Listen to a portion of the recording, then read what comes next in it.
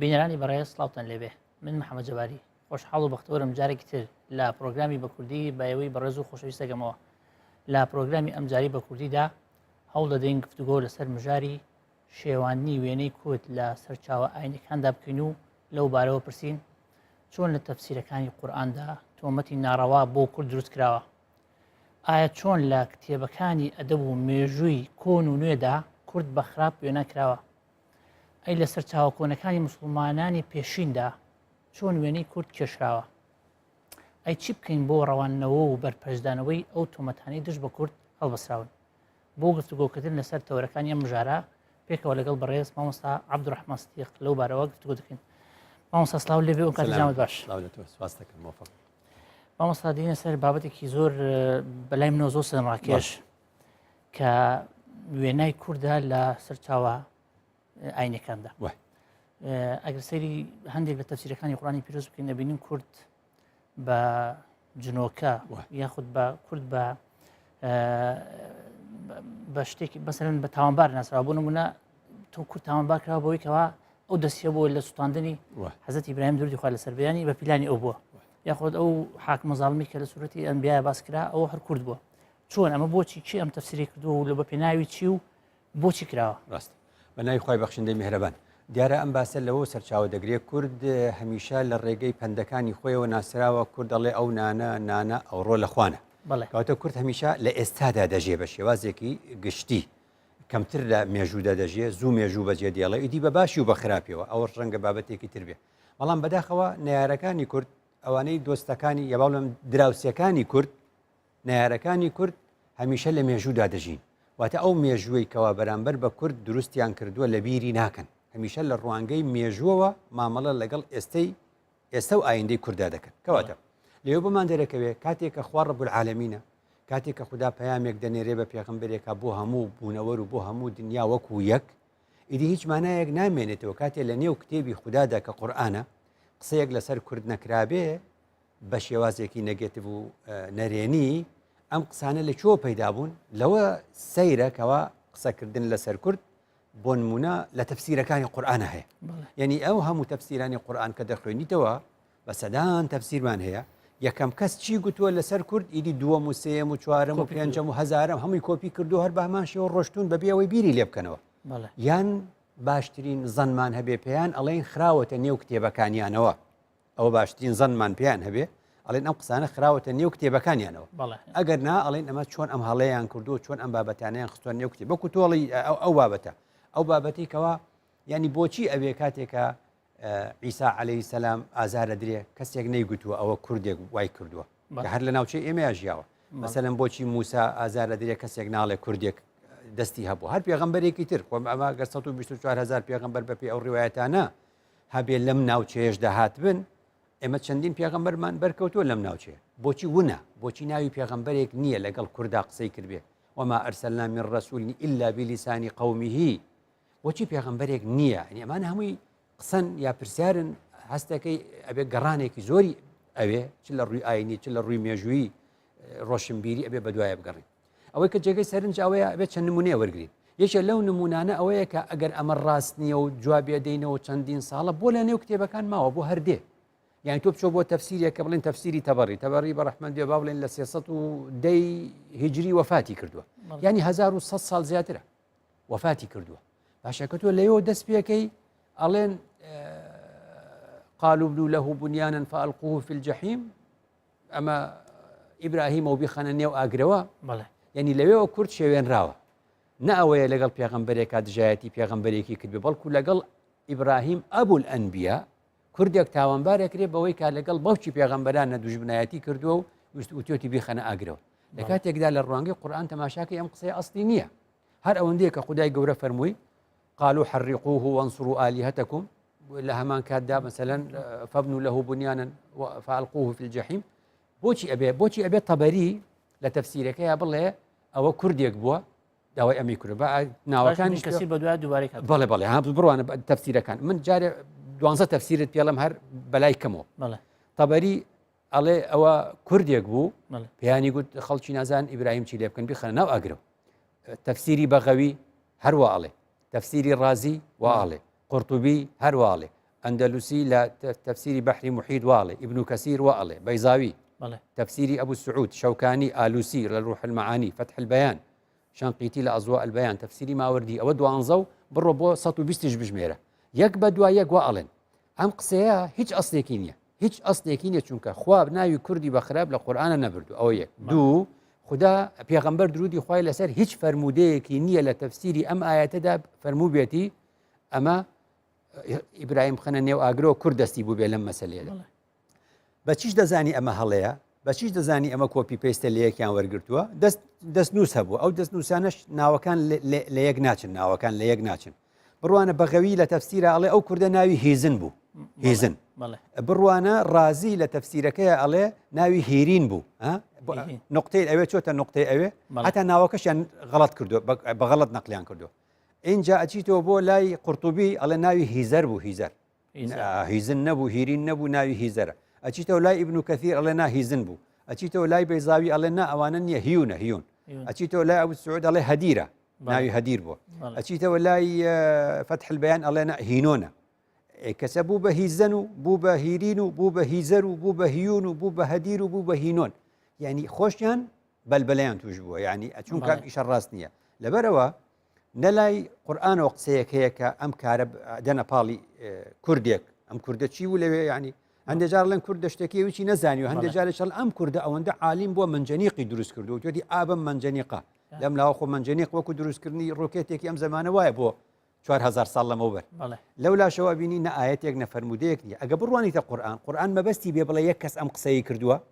ئەگەر ئەم مفەسیرانە سێری قورئانی ئەم کردایە ئەیانزانی خوا مەبەستی بێ بڵێ کەسێک بە تاقی تەنیا ئەم قسەی کردووە یا کۆمەڵی کردوێتی قورئان نمونەی وای زۆرتایە تا قورئان نمونەیەتی ئەڵێ قال قائل منهم زور بابتي ترهي لسورة كهف قال قائل منهم يشيشان يا لسورة ترى تماشاك أفرمي قال أوسطهم حتى دياريشي كدوا ناونجكيان ناوراستكيان بس بو إبراهيم خصنا آجر باسي فردناك خواي قوراء فرمي فقالوا وتيان قومك هموي حرقوه وانصروا آلهتكم برو قالوا ابنوا له بنيانا فألقوه في الجحيم فأرادوا به كيدا فجعلناهم الأسفلين أو فجعلناهم الأخسرين كواتا قرآن رديم قسياكاتو فرمودا شيس قسياكي لسر نكردوا براستي حيف إستا أم تفسيرانا باش 1100 سال لطبرية وطبع بيته وشاب بيته ديتو كردستانو دوستو دجمنج أي خوينتوا هنا جار لمسابقات تلفزيونيشة أري أزانا وكسيتش يبوتي إبراهيم خنا أقروا والله وكردو هاي يعني اما لاسلام بوي بالذاكره بمينته انا براستي شكل لو نموناني لصدان نموني ناشرين كردني كرد لسر شاو عينك والله ما هو صهر ويك سنجي بو بابت الجناب والله اتفق المفسرون لسر ويك او حاكم ظالمه ويك ويستي نك سفينه غرق كاتي حزم او كرد بو ديوتا اتفق يعني اما هم واش نبي الرنقه وكاركان سياسيين لهر شونيكا كرداوي ما في خوي كرد بيه باشترين ريقه بو جيل كردني خلق باشترین ڕێگە بۆ چاواشەکردنی خەڵک ڕێگە ئاینەکەی لە ڕێگەی ئاینیەوە لە ئاواتە سیاسەکانی کوردیانداوە بەڵێ زۆر جوانە مامۆستا دێنە سەر تەوەرێکی تر کە پەیوەستە بە ئەدەب و مێژووی کۆنیونی کوردەوە بە هەمان شێوەی ڕاوەکردنی قورئان لەو لایەنەشەوە کورد هەوڵی شێوان دراوە لە مێژووی عەرەب و تورک بەتایبەتی فارسیش زۆر هەوڵی ئەوە دراوە چۆنە ئەمە چۆن هەوڵە دراوە و بە چ ڕێگایەک توانیان ئەم شتە بکەن بڕوانەگە بڕوانی تا بیدایە و نهایی ئیبن کەثیر لەوە لە ڕوانگەی مێژووە جارێکی تر ئەم حکایەتی کە باسمان کرد وەک لە تەفسیرە ئاماژەی پێ کردووە لە تاریخیشا لە بیدایە و نهایە جارێکی تر ئاماژەی بەم ڕووداوە هەڵەیە کردوێتەوە ئەمەش چۆتە نێو تاریخەوە کەواتە ئەگە بڕۆیتەوە لای تەبەری جارێکی تر لە تاریخ الرسل والملوک ئەمیسان تەبەری وەک لە تەفسیرەکەی ئاماژەی پێکرد لە تاریخەکەشا جارێکی تر هێناوێتەوە ئیدی ئەم خێرەی کردووە لە بینی دوو کەوانە بە دوای خۆیەوە خەڵکەکەی تریش هەمووی لێ وەرگرتووە بچیتەوە بۆ هەندێک لە بابەتەکانی تری مێژوو ئەڵێ قال مجاهد وتی تلوت هذه الآية فقالوا ابنوا له بنيانا فألقوه في الجحيم شلونك دروست كانوا إبراهيمي تفرد النيو أقروا فتلوت هذه الآية على عبد الله بن عمر أما يتم خندو بسر عبد الله كري عمر كري خطابة بهم يقول يا مجاهد أتعلم من الذي أشار بتحريق إبراهيم أزاني أو تشيبو أما شام هنا ينتو فرموده و آثار و هێناوێنەتە نێو ئەو بابەتانەی سەحابە کانەوە جارێکی تر ئەڵێ قلت له نازانم نەوەڵا چێ بوو وتی رجل من أعراب فارس خۆی شارستانیە یەکێک لە دەشتەچیەکانی بەدووی فارس دەشتەچیەکانی فارس فقلت يا أبا عبد الرحمن أي أبا عبد الرحمن أي عبد الله كري عمر بو فارسيش أعراب ودشتشيان هي كخويان شارستانين قال نعم هم الأكراد أمش نقبتي كتير جاري كتير لدجي كرد هليان بستوتو لدجي كرد أم بابتان هنا وتونيو أم بابتاني ك لزماني الصحابية كوا أي جرنا وجاري كتير أما هموي أو تشانن كوا لسردماني كي درنكتر دا دج بكرد دروس كراون كاتيك كرد وقوتم لروينا توي هر كاتيك داوي ما في خوي كربه جير بجير برا مسلمانەکانی برا مسلمانەکانی لە ژێر پەردەی دینە ئەم قسە و باسانیان بە ناوی کوردەوە کردووە لە جاتی ئەوەی کە پاداشتی کورد و چاکەی کورد بدەنەوە جا ئەم قسە و باسە لە تەهذیب و لە سیەری ئەعلامی نوبەلاء وەڵام دراوەتەوە ئەڵێن تەبەری ئەمەی لە چێ وەرگرتووە ئەڵە تەبەری ئەمەی لە شێخەکەی خۆی وەرگرتووە کەچی لە تەهذیب و لە سیەری ئەعلامی نوبەلاء ئەڵێ شەیخ الطەبەری مامۆستای تەبەری کە ئەم قسەی ئەم لەوی وەرگرتووە ئەم قسە خراپانە دەربارەی کورد ضعیف جدا يعني قصة باسي زور لاوازة متهم بالكذب على سعة علمه كان علمي شي زور بوا تاوان باربو تو مدوار بو جيرانوي قصة يدرو لبروا إمامي طبري خوشي كتاريخي خوي نسيوتوا ألم من حرشيم دسكوت بيه لقصة وباس فرم داوتوني أم كتبه اللي منكولي وتوباش يا غلط آخر شلون بيت ما كاريكي خير نكردو برادر تو أم قصة أكي ألي من بيشي 1100 سال تاريخ من نسيوتوا أم تاريخه هرچیم دەستکەوت بێ و هەرچیم جۆلێ بێ هەموو خستوتەنیوەم کتێبەوە هەر بۆ خۆی ڕەتی خۆی ئەمانەتی علمی نەپارێستوە لەبەرەوە بەڕاستی ئەمانە هەمووی قسە و باسیەکەن حتا لە بواری ئەدەبا کتێبێکی بە ناوی نزهة المجالس ومنتخب النفائس ئەمەش زۆر دەیان کتێب چوون لەمیان وەرگرتوێتەوە ئەڵێن کورد هەمیشە وەکو بڵێ لادەرە لە دین هەمیشە کورد لە دین لا ئەدا لە کاتێکدا ئێمە لە نێو کتێبەکانی ئایندا ئەمە نابینین بەرامبەر بە عەرەب کرابێ نابینین يعني خواگەر ئێمە تەبەت یەدا ئەبی لەهەب ئێمە بووینایەوە ئەبی لەهەب مامی پێغەمبەر وامرأته حمالة الحطب في جيدها حبل من مسد ئامۆژنی پێغەمبەر ئەوانە تخواگەر مامی ئێمە و ئامۆژنی ئێمە ئەم کاری بکردای و ناوی لە قورئان وایە بە قورئان هەر دەهۆڵیان بۆ کوتاین وەکو کورد ئێ باشە ئەوە لەوێ هەیە کەسێک نایە ئەوە قسەی خوایە ئەوە قسەی خودایە کە کەسێک لە عەرەب بەناو خۆی و خێزانی هاتووە و ئەچنە نێو دۆزەخەوە و دژایەتی پێغەمبەریان کردووە بۆ قورئانە بۆ بەلایە ناچن و بۆ خۆ من نامەوێت تەعمیم بکەم منش ئەڵێم ئەوە مانای وانی عەرەب هەمووی خراپە تورکیە گوای کردبێ مانای وان جا بۆ ئاگداری کە ئەمەیان خستوەتە سەر کورد ئەم سوتانی ئیبراهیمە هەر تەبەری خۆی جارێکی تر لە تەفسیرە ئەیجێڕێتەوە ئەڵێوە تورکە يعني بس ئەمە قسەی خۆی بێ یا دەستکاری کراوە بۆیە ئێمە زۆر ئەبێ عەقڵمان نەدەینە دەستی ئەم هەموو کتێبەی نووسراوەت لەبەرەوەی مامۆستا بەدیع الزەمان سەعیدی کوردی ئەڵێ قەت بڕوا مەکەن بە گشت ئەو شتانی کە دەیخوێننەوە بەڵام کورد بەداخەواڵێ مادام ئەمە سەرچاوی ئاینیە و لە ڕووی دینیە و نووسراوەتەوە خەریکە کورد خۆی بڕای پێ بکە لەبەرەوە زۆر بێگرنگی بەم بابەتە بدەین ئاگداری ئەوە بین کە لە ڕاستیدا چ لە بواری ئەدەبی چ لە بواری فەرموودە چ لە بواری مێژوو چ لە بواری تەفسیری قورئانە قسەی زۆر خراپ دژ بە کورد خراوەتە نێو دەقەکان هەر مامۆستا ئەگەر بێت و جیهاتی عەرەب نەبووە بۆ مسلمان ئەوەنە مسلمان چەقی نابەست لە ناو جەزیرە عەرەبیە ئەمە لە جیهاتیان کرد بۆیە تاخیرتر بڵاو بۆ ئیسلام شەڕیەکەم عەرەب لەگەڵ پێغەمبەرا کردوێتی بەدر و ئوحد و ئەحزاب و بەڵێ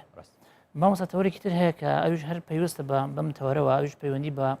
بەڵێ ینی سەرچاوەی مسلمانەکانی پێشووە واتە مسلمانانی پێشوو بە شێوەیەک وێنەی کوردیان شێواندوو هەندێک بە جنیان وێناکردنێک بە شەیتان وەکو قسەیەکی ئەڵێن ئەگەر کورد باش بوو بێ وتیانەوەی ئادەم و حەوایە ئەگەر خراپ وتیانەوەی جن و شەیتانە ڕاستە هەر بۆ خوێنیش وا لە مەعین بەستیسۆی شاعری فەڵەستینیش هەروایە بوو دەمە سەردەمی ئێمە گەنجوین ئەو شیعرە هەبوو مەشهور بوو ئەڵێ باچی صلاح الدین ئەیوبیەکە ئەڵێ کوردیا كان صلاح الدين فلما انتصر أصبح عربيا ماذا لو هزم صلاح الدين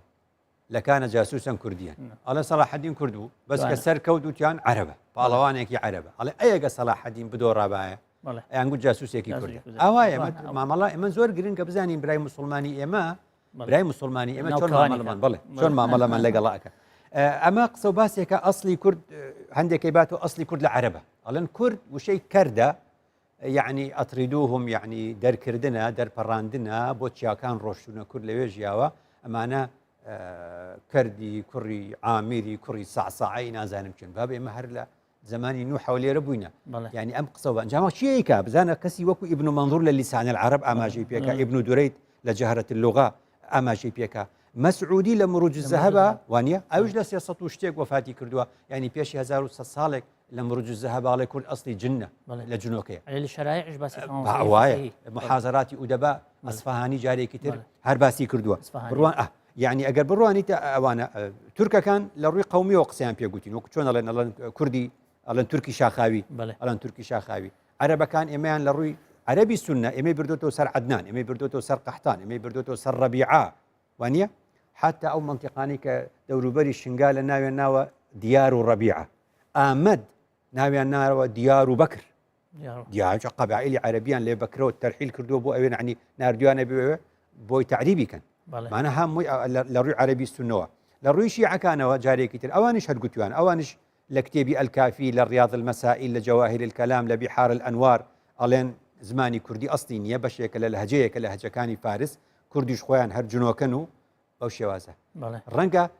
هەستیان کرد بێ کورد ئاواتێکی وەکو سربەخۆیی هەیە مەسەلەن چون کتێبێکی بە ناوی کتێبێکی شێخی نەجەفی ئەڵێ بەیان الئائمە للوقائع الغريبة والأسرار العجيبة بەرگی یەکەم لەقەد لە 1000 ساڵ 1400 ساڵ لەمەوە پێشەوە هێناویانە هی ئەم سەردەمەیە باسی ئێرە گوای ئێستا ئەکە ئاخر چۆن لە 1400 ساڵ ناوی بەغدا و بەسڕا و ئەم بابەتانە دێتە ئاراوە کە هێشتا و شارانە هەر دروست نەکراوە هەر دروست نەکراوە تەسەورەکەی لە کتێبی بەیان الئائمە للوقائع الغريبة والأسرار العجيبة شێخی نەجەفی چێڵێ ئەڵێ کوردەکان دەوڵەتێکی تر بەڕێوەیان ئەبەن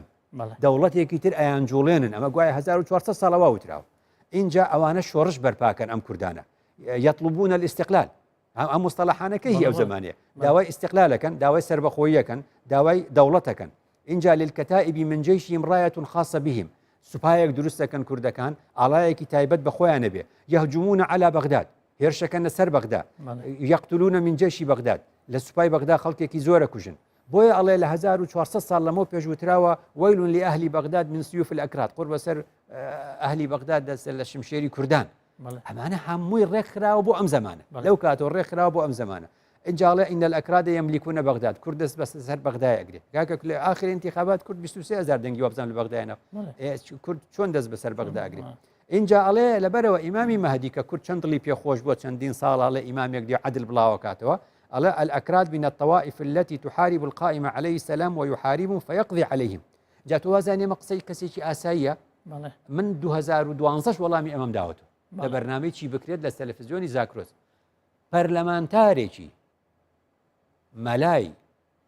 وتاربێژی مزگەوتە و ئەندامی پەرلەمانیشە و ناکرێنەوە بەرم لێرە خەڵک خۆیە زانێ 42 دقە کۆڕی بەستووە لە 2012 ئێستا لە یوتیوب بۆی بگەڕێ سەژ ماوە ئێمە لە 2012 وەڵامماندایەوە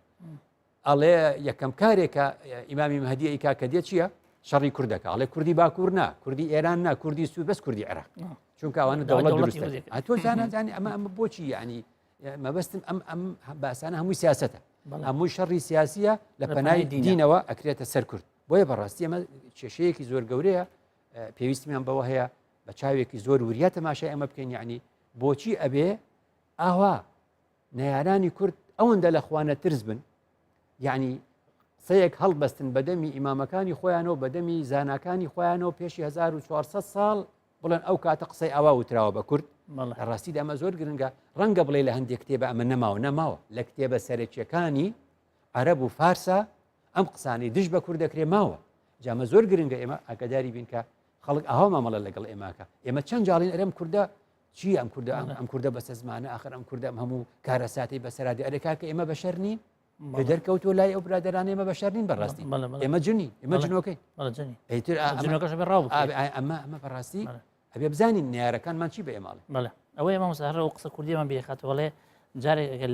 لە دوژمن بترسیە بە دوو جار لە دۆست بترسێت ئێمە لە برای مسلمانەکانمان زیاتر بە حەزر بین بترسین بڵێ مامۆستا دینە سەر خاڵێکی تر خاڵی کۆتایی ئەم تەوەراکە پێویستە بە چۆن بتوانین ئەم تۆمەتان ڕەتکەینەوە ئەمە تۆمەتێکی زۆرمان بۆ دروست کراوە دانت پێمان ئەڵێن ئێوە نەتەوەنین و ئێوە بۆ شکل نەتەوەیەکی تر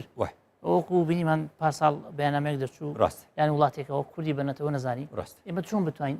ئەمان ڕەتکەینەوە بە شوێکی زانستی یەکەم شت ئێمە هەمیشە ئاڵێن خوا ڕاستەڵێ ڕاستی هەڕەها لای خوددایە خدا فەرمووی یا ئەیوهە الناس ئینا خەلەقناکم من ذەکەر وئونثە ئەو خەڵکەی موسڵمانە کە ئەم کتێبانەی بینی ڕاست بیخاتە لاوە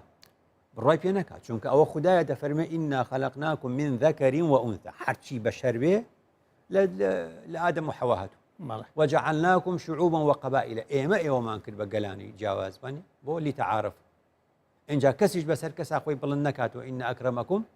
عند الله ئەتقاکم کەس دە کەس بڵندتر نییە و هیچ زمانێک هەموو زمانەکانیش وە من ئایەتی هەیە هەموو زمانێک زمانێکە کە خدای گەورە خۆی بەخشیوێتی بە گەلان ئەوە خدایە کە بە ئێمە دەڵە جارێکی تر لە ڕوانگەی قورئانەوە ئێمە هەر لێرە بووین نوح عليه السلام کە دوعای کرد وقل ربي أنزلني منزلا مباركا وأنت خير المنزلين أو نوحة لجودي لتشاي جودي دا أبزي وانيا أو هرجاري كتيرك إما سنتري ديموغرافي لانكي دومي مروفايتين لم نوشي واستود على الجودي أو إيمين كخدا وادا فرمي بروا إما يعني قرآن بيبكين ببلغا بو والله دانوي قشت أو مفسراني كتفسير قرآن بو شوازة ناشری نەکردووە کە دێن گەلێک تاوانبارەکەن یا کەسێک لە گەلێک تاوانبارەکەن ئەمە هیچ حەقیقەتێکی نییە ئەبێتۆ لە حاڵەتێکە هەر مرۆڤێکیش ئەو کاری کردبێت لەسەر گەلەکەی تعمیمی نەکەی لەسەر ئەو گەلە تعمیمی نەکەی خاڵێکی تر زۆر گرنگە لێرە بێ ئاگداری بین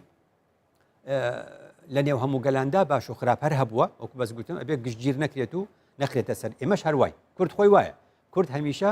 هەر خراپەیەکی لە کەسێک دیبێت تعمیمی نەکردووە ئەوە تا کوردەبینی بۆیە باشترین شوێنە بۆ هەموو ئاین و ئاینزاکان و هەموو نەتەوەکان لە هەرێمی کوردستاندا لێرە دەژین خاڵێکی تر بۆ ئێمە زۆر گرنگە بزانین کە بەڕاستی ئەمە شتێکە پێی ئەمڕۆ پێی دەگوترێت دیسکریمینیشن ئەمە تەمیزە ئەمە هەڵاواردنە یعنی کەسێک لە ڕوانگەی ئیمانیەوە بڕوای وابێ قەومێکی دیاری کراو ئەسیان جنۆکەیە قەومێکی دیاری کراو ئیمامی مەهدی دێ شەڕیانەکە چونکە ئەوە نەداوای سربەخۆییەکان خەڵکێک پێی وابێ کورد کەسێکە ئەسلی عەرەبە ئەمانە هەمووی چی پێوترێت تەشیرکردنە بە نەتەوەیەک ئێمە لە ساڵەکانی دەمێژە ڕێکەوتنامەی نەتەوەیەک گرتوەکانمان هەیە ڕێکەوتنامەی نەتەوەیەک ڕێکەوتنامەی جیهانیمان هەیە ڕێکەوتنامەی جیهانی بۆ بە ڕەنگاربوونەوەی هەڵاواردن لە نێوان چی پێڵە نەژادەکاندا يعني الاتفاقية الدولية لمكافحة التمييز العنصري لبرو بپی یاسا بپی یاساکانی نەتەوەیەک گرتوەکان کەسێک کاری لەم جۆرە ئەنجام بات هەر کەسێک هەر نەتەوەیەک بە هەر نەتەوەیەکی تر بڵم باسمان لەسەر کوردە ئێمەی کورد ئەبێ لەم قسەیە نەبوورین ئەبێ لەم قسەیە نەبوورین لە هەر کەسێک کە ئەم فەرمودا یاخود ئەم ئاەت یاخود ئەم تەفسیر و ئەم ئەدەبیات و شتەمان بەسەر ئەخوێنێتەوە ڕۆژێک ئەمان کا بە عەرەب ڕۆژێک ئەمان باتەوە سەرفاست ڕۆژێ زمانەکەمان لە ئادا ڕۆژێ دینەکەمان ئەگۆڕێ ڕۆژێک شتێکی ترمان پێڵێ ڕۆژێک کافرمانەکەن ئەوەی ئاخر داعش بە کافر تەزانێ و ئەتکوژێ و یەک ڕێزی ئومەی ئیسلامی تێکردی شعبیش بە جنۆکە تەزانێ و پەلامارتەدا ئەمە هەمووی ئەبێمانە لە ڕووی یاسای نێودەوڵەتی ئەمە بە ڕەنگاری ئەمە بینەوە بیخێنە خانەی ئەم یاسایە دوو یا سێیەم بڵێم یەکێتی زانایە وەزارەتی ئەوقاف کۆلێجی زانستە ئیسلامیەکان پەیمانگای زانستە ئیسلامیەکان وانە هەموو ئەم بوارانە پێویستیان بەوە هەیە ڕۆشنبیران لە ڕووی ئاینیەوە قبول نەکەن ئیدی ئەم جۆرە تەفسیرانە لە هەرێمی کوردستاندا هەبن و پاکنووس نەکرابن نابێ ئەم جۆرە چاپ کرێتەوە و لە مەعارزی کتابە باش نییە کاتێکەوە ساڵانە مەعرزی کتێب بکرێتەوە ئەم جۆرە کتێبانە هەردێ هەرتیاشی نووسراوە کورد عەرەبە و کورد جنۆکەی ئاخر ئەمە چۆن ئەمە قبولکەین وەزارەتی سەقافە تۆ ئەبێ ئازادی بی بە خەڵک چی ئەنووسێ بنووسێ ئازاد بێ وانە وەڵام ڕۆژانە کتێبێک بڵاو بوو بۆ لە مزگەوتەکانە ئەڵێ نەورۆز حرامە ئاخر ئەگە بڵێ حەزم لە نەورۆز نییە قەینا کێشەی خۆتە بەس حرامکردن بوعدێکی ڕەهەندێکی ئاینی هەیە باشە ئەمە چۆن تەبع بووە ئەڵێ وەڵا وەزارەتی ڕۆشنبیری هەر ژمارەی سپارد نەدا حەقی نییە ناخوێنێتەوە ئێمە هەڵەیە چه ئومەتێک کەی فارس و تورک و عەرەب ئاواکەن بە دەستی خۆمان ئەبی بۆ چاپخانەڵێ مادام ژمارەی سپاردنی وەرگرتووە بۆی چاپکەن لە کاتێکدا من دەڵێم وەزارەتی ڕۆشنبیری پێویستی بەوە هەیە بیخوێنێتەوە ئەو کتێبانە ئەگەر قسەی بە کورد وتبێ مەمنوعە قسەی بە ئاشووری وتبێ مەمنوعە قسەی بە تورکمان وتبێ قسەی بە کلدان گوتبێ قسەی بە ئاینێک گوتبێ نابێ ئەوە ڕێگەی بێ لەبەرەوە لە ڕووی دینی و بێوانە هەموو چارەسەر کرێ ئەمە ماباتەوە سەر ئەو خاڵی کە بەڕاستی ئەو دڵسافی و خۆش باوەڕیە وامان لێ نەکا بڵێن ئەم باسە سوودی چی هەندێک ڕەنگە بڵێن خۆ ئێمە خۆمان نەزانین ئێمە مرۆڤین نا ئەوە بەس نییە کە تۆ خۆت ئەزانی مرۆڤی گرنگ ئەوەیە کە بەرامبەرەکانیشت قەناعەت پێ بکەی کە تۆ مرۆڤی وانە ئەڵێن کەسێک گۆشتی نەخواردووە وتۆتی من نەباتیم لەگا ناترسم بەڵام گایەکان چاک ئازاریانەدا چونکە گایەکان نازانن تۆ نەباتیت یاخۆ تۆ ڕۆک خۆری و گۆشت ناخۆی بەرەوە ئەوە بەس نییە کە ئێمە دەزانین ئێمە خۆمان پاچین ئێمە مرۆڤین خۆمانە ناسین زۆر گرنگە ئەبێ ئەم بابەتانە لە نێو بابەتە ئاینەکان هەمووی وەدەرنین ئێمە مرۆڤێکین وەکو هەموو مرۆڤەکانی ئەو دو دنیا لەوان کەمترنین و لەوانی زیاترنی. مامۆستا کاتمان نەما بابەتەکە زۆر سەرڕاکێشە زۆر سوپاس بۆ بۆچوونەکان. بینانی بەڕێز زۆر سوپاس بۆ ئێوەش کە تا ئێرە بینەری پرۆگرامی بە کوردی بوون تا پرۆگرامی داهاتوو بەخواتان دەسپێرم هەر شاد بن.